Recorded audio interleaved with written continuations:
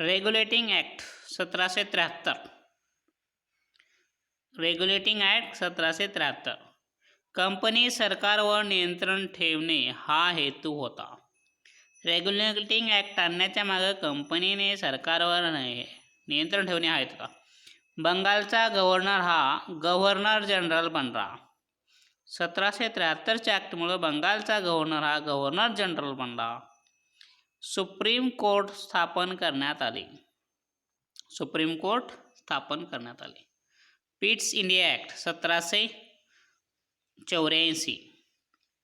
पिट्स India act 1784 आणि regulating act 1773. या कायद्यानुसार बोर्ड ऑफ कंट्रोल व बोर्ड ऑफ डायरेक्टरची स्थापना झाली. पिट्स इंडिया ॲक्ट्समुळं बोर्ड ऑफ कंट्रोल आणि बोर्ड ऑफ डायरेक्टरची स्थापना झाली.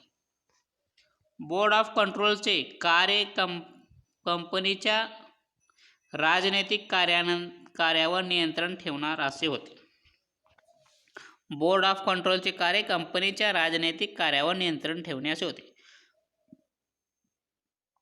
कोर्ट ऑफ डायरेक्टरचे कार्य कंपनीच्या व्यापारी कार्यावर नियंत्रण ठेवणार होते. कोर्ट ऑफ डायरेक्टरचे कार्य कंपनीच्या व्यापारी कार्यावर नियंत्रण ठेवणे असे होते. यामुळे कंपनीने सरकारवर नियंत्रण वाढवले. पिट्स इंडिया ॲक्टमुळे कंपनीने सरकारवर नियंत्रण वाढवले. चार्टर ॲक्ट पहिला 1793. चार्टर ॲक्ट पहिला 1793.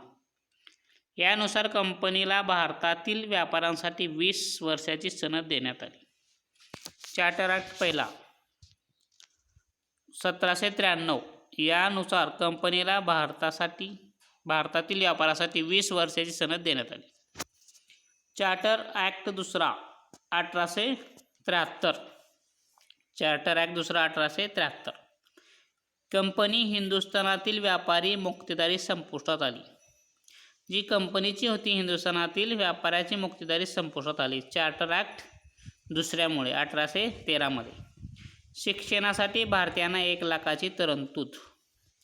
आणि चार्टर ॲक्ट दुसऱ्यामध्येच 1813 शिक्षणासाठी भारतीयांना 1 लाखाची तरतूद व कंपनी हिंदुस्थानातील व्यापाऱ्याची मुक्तेदारी संपुष्टात आली. सतीबंदी कायदा 1829. राजा राममोहन राय यांच्या प्रयत्नाने सतीबंदीचा कायदा झाला. चार्टर ॲक्ट तिसरा 1833. चार्टर ॲक्ट तिसरा 1833 यानुसार बंगालचा गव्हर्नर जनरल हा संपूर्ण भारताचा गव्हर्नर जनरल बनला. चार्टर ॲक्ट तिसरा 1833 बंगालचा गव्हर्नर जनरल हा संपूर्ण भारताचा गव्हर्नर जनरल बनला. कायदे करण्यासाठी कार्यकारी मंडळात 1 विधी सदस्याची नियुक्ती करण्यात आली.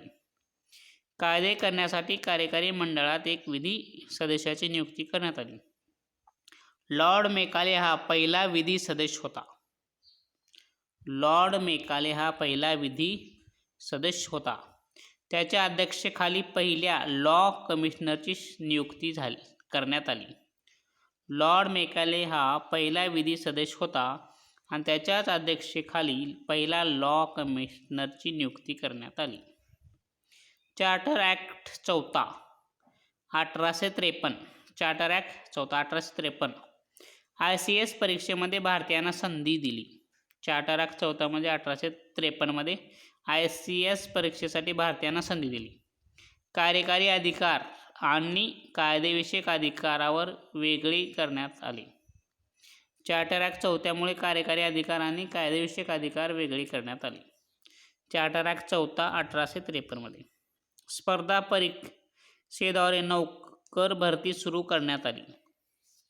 स्पर्धा परीक्षेद्वारे नोकर भरती सुरू करण्यात आली. चार्टर ॲक्ट चौथ्यामध्ये कंपनीला निश्चित मुदत दिली नव्हती. कंपनीला निश्चित मुदत दिली नव्हती. Post office act 1854. Post office act 1854 पोस्टाच्या कामासंबंधी. Post office act 1854. विधवा पुनर्विवाह कायदा 1856. विधवा पुनर्विवाह कायदा 1856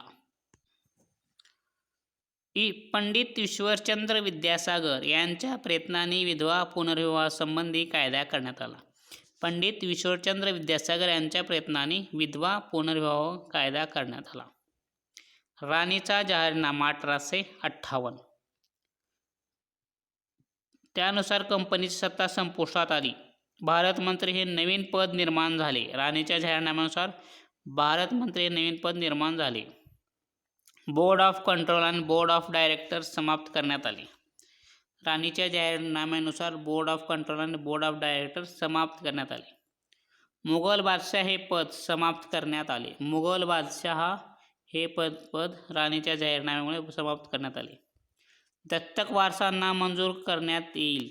दत्तक वारसा मंजूर करण्यात येईल. राणीच्या जाहीरनाम्यामुळे काय झालं? दत्तक वारसा मंजूर करण्यात येईल असे सांगण्यात आले. संस्थाने खालसा करण्याचे धोरण सोडून देण्यात येईल. संस्थाने खालसा केले जाणार नाही राणीच्या जाहीरनाम्यामुळे. हिंदी लोकांचे धार्मिक स्वातंत्र्य कायम ठेवण्यात येईल. हिंदी लोकांचे जे धार्मिक स्वातंत्र्य होते ते कायम ठेवण्यात येईल असे राणीच्या जाहीरनाम्यात जाहीर केले. Indian council act 1861. Indian council act 1861 प्रशासनात विकेंद्रीकरणाचे धोरण स्वीकारण्यात आले. इंडियन काउन्सिल ॲक्टमुळे 1861ला प्रशासनात विकेंद्रीकरणाचे धोरण स्वीकारण्यात आले. कार्यकारी मंडळास कायदे मंडळाचे अधिकार मिळाले. कार्यकारी मंडळास कायदे मंडळाचे अधिकार मिळाले इंडियन काउन्सिल ॲक्ट 1861ला. कायदेविषयक बाबीवर विचार करण्यासाठी 4 ते 8 ब्रिटिश व हिंदी सदस्याची नियुक्ती करण्यात आली. याच कायद्याने पुढे 1862ला मुंबई, मद्रास व कलकत्ता उच्च न्यायालय स्थापन झाले. Indian council act 1861. कायदेविषयक बाबीवर विचार करण्यासाठी 4 ते 8 ब्रिटिश व हिंदी सदस्याची नियुक्ती करण्यात आली. याच कायद्यापुढे 1862ला मुंबई, मद्रास, कलकत्ता उच्च न्यायालय स्थापन झाले. 1862ला. सिव्हिल मेजर ॲक्ट 1872. सिव्हिल मेजर ॲक्ट 1872. मुलीचे विवाहाचे वय किमान 14 वर्ष ठरवण्यात आले. मुलीचे विवाहाचे वय किमान 14 वर्ष ठरवण्यात आले. यासाठी केशवचंद्र सेन यांनी प्रयत्न केले. मुलीचे वय 14 वर्ष ठेवण्यासाठी केशवचंद्र सेन यांनी प्रयत्न केले. सिव्हिल मेजर ॲक्ट 1872 नुसार. ॲमर्क्स ॲक्ट 1878. भारतीयांना शस्त्र बाळगण्यास बंदी करणे. ॲमर्क्स ॲक्टमुळे 1878 भारतीयांना शस्त्र बाळगण्यात बंदी. पहिला फॅक्टरी ॲक्ट 1861 कंपनी कामगारासंबंधीचा कायदा. पहिला फॅक्टरी ॲक्ट 1861 कंपनी कामगारासंबंधीचा कायदा. स्थानिक स्वराज संस्थांचा पहिला कायदा 1882. स्थानिक स्वराज संस्थांचा पहिला कायदा 1882. स्थानिक स्वराज संस्था संबंधी पहिला कायदा. Ilbert bill 1883. Ilbert bill 1883. युरोपियनच्या विरोधातील खटले भारतीय न्यायाधीशासमोर चालविण्याची परवानगी देणारे हे बिल होते. इल्बर्ट विधेयक 1883ला युरोपियनच्या विरोधातील खटले भारतीय न्यायाधीशासमोर चालविण्याची परवानगी देणारे हे बिल होते. लॉर्ड रिपनने हे बिल कायदेमंडळात आणले होते. लॉर्ड रिपनने इल्बर्ट बिल कोणी आणले होते? लॉर्ड रिपनने 1883 इल्बर्ट बिलालाच युरोपियांनी तीव्र विरोध केल्यामुळे हे बिल बदल करून संमत केले गेले, पण त्यामुळे त्याचा आत्माच हरवला. इल्बर्ट बिलाचा युरोपियांनी तीव्र विरोध केल्यामुळे हे बिल बदल करून संमत केले गेले, पण त्यामुळे ते बिलाचा आत्माच हरवला गेला. इल्बर्ट बिल लॉर्ड रिपनने कायद्यामंडळात आणले होते. एल्बर्ट बिलामुळे काय होणार होते? युरोपियनांच्या विरोधाचे खटले भारतीय न्यायाधीशासमोर चालणार होते. संमती वयाचा कायदा 1891. संमती वयाचा कायदा 1891. मुलीच्या विवाहाचे किमान वय ठरले. संमती वयाचा कायदा 1891. मुलीच्या विवाहाचे किमान वय ठरले. दुसरा फॅक्टरी ॲक्ट 1891. दुसरा फॅक्टरी ॲक्ट 1891. कारखाने व कामगारांसंबंधीचा कायदा. Indian council act 1892. Indian council act 1892. भारतीयांना सुधारणा देणे. काउन्सिलच्या सदस्यामध्ये 12 ते 16 सदस्यांची वाढ करण्यात आली. भारतीयांना सुधारणा देणे. काउन्सिलच्या सदस्यामध्ये 12 ते 16 सदस्यांची वाढ करण्यात आली. Indian council act 1892. सहकार कायदा 1904. सहकार कायदा 1904. सहकारी संस्थांची स्थापना करणे. सहकारी संस्थांची स्थापना करणे. प्राचीन स्मारक कायदा 1904. प्राचीन स्मारक कायदा 1904. प्राचीन वस्तू व स्मारकाचे रक्षण करणे. प्राचीन स्मारक कायदा 1904. प्राचीन वस्तू व स्मारकाचे रक्षण करणे. विद्यापीठ कायदा 1904. विद्यापीठ कायदा 1904. विद्यापीठावर नियंत्रण ठेवणे. मोर्ले मिंटो कायदा 1909. मोर्ले मिंटो कायदा 1909. भारतमंत्री लॉर्ड मोर्लेच्या आदेशाने लॉर्ड मिंटोने व्हाईसरॉय आरुडेल. भारतमंत्री लॉर्ड मोर्लेच्या अध्यक्षतेखाली लॉर्ड मिंटोने व्हाईसरॉय आरुडेल यांच्या अध्यक्षतेखाली आपल्या काउन्सिलच्या 4 सदस्याची एक समिती नेमली. लॉर्ड मिंटोने या समितीच्या शिफारसी ब्रिटिश पार्लमेंटकडे पाठवल्या. ब्रिटिश पार्लमेंटने भारतीय कायदेमंडळाच्या सुधारणेचा कायदा 21 मे 1909 रोजी पास केला. ब्रिटिश पार्लमेंटने भारतीय कायदेमंडळाच्या सुधारणेचा कायदा कधी पास केला? 21 मे 1909 रोजी पास केला. या कायद्यास मोर्ले मिंटो कायदा असे म्हणतात. मोर्ले मिंटो कायदा असे म्हणतात. 1909ला 21 मे 1909 रोजी. कायद्यातील प्रमुख तरतुदी. केंद्रीय व प्रांतीय कायदेमंडळाची सदस्य संख्या वाढवण्यात आली. कायद्यातील प्रमुख तरतुदी. केंद्रीय व प्रांतीय कायदेमंडळाची सदस्य संख्या वाढवण्यात आली. केंद्रीय कायदेमंडळाची सदस्य संख्या 68 करण्यात आली. केंद्रीय कायदेमंडळाची सदस्य संख्या 68 करण्यात आली. त्यामध्ये गव्हर्नर 1 व काउन्सिल सदस्य 7 + 28, सहकारी +32, बिनसरकारी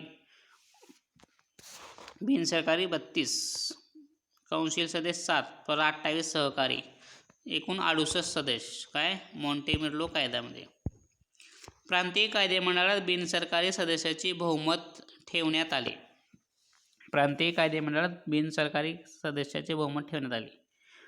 बंगाल, मद्रास, मुंबई येथे कायदेमंडळाची सदस्य संख्या 20 वरून 50 करण्यात आली. मॉन्टेमिर्लो कायदा आहे. मोर्ले मिंटो कायदा मॉन्टेमिर्लोने. पंजाब, बांगलादेश व आसामच्या कायदेमंडळाची सदस्य संख्या 30 करण्यात आली. पंजाब, ब्रह्मदेश, आसामच्या कायदेमंडळाची सदस्य संख्या 30 करण्यात आली. या कायद्याने मुसलमानांना स्वतंत्र मतदारसंघ देण्यात आले. या मॉन्टेमिर्लो कायद्यामुळे मुसलमानांना स्वतंत्र मतदारसंघ देण्यात आले. त्यांना त्यांच्या लोकसंख्येच्या प्रमाणाबाहेर प्रतिनिधित्व देण्यात आले.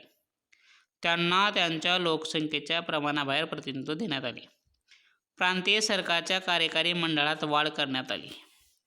प्रांतीय सरकारच्या कार्यकारी मंडळात वाढ करण्यात आली. अप्रत्यक्ष निवडणुकीचे तत्त्व स्वीकारण्यात आले. हा मॉन्टेमिर्लो कायदा. अप्रत्यक्ष निवडणुकीचे तत्त्व स्वीकारण्यात आले. Rowlatt act 1919. भारतीयांना विना चौकशी तुरुंगात टाकण्याची तरतूद करण्यात. Rowlatt act 1919. भारतीयांना विना चौकशी तुरुंगात टाकण्यात आले. मॉन्टेगू चेम्सफर्ड कायदा 1919. मॉन्टेगू चेम्सफर्ड कायदा 1919. 12 जुलै 1917 रोजी भारतमंत्रीपदी लॉर्ड मेंटोगूची नियुक्ती करण्यात आली. लॉर्ड मेंटोगू भारतमंत्री म्हणून केव्हा नियुक्त झाले?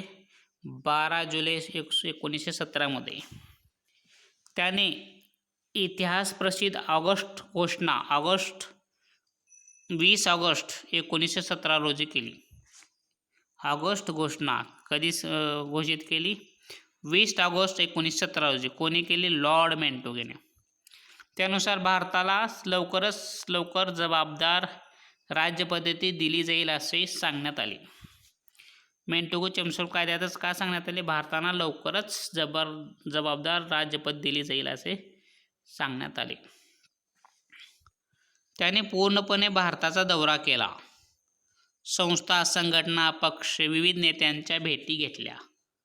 लॉर्ड मेंटोगूने पूर्णपणे भारताचा दौरा केला. संस्था, संघटना, पक्ष, विविध नेत्यांच्या भेटी घेतल्या. भारताच्या घटनात्मक धोरणांनाच अहवाल व्हाईसरॉय लॉर्ड चेम्स्फोर्ड सोबत तयार करून ब्रिटिश संसदेत सादर केला. भारताच्या घटनात्मक सुधारणेचा अहवाल व्हाईसरॉय लॉर्ड चेम्स्फोर्ड सोबत तयार करून ब्रिटिश संसदेसमोर सादर केला. 23 डिसेंबर 1909 रोजी हा कायदा संसदेत पास झाला. कुठला कायदा?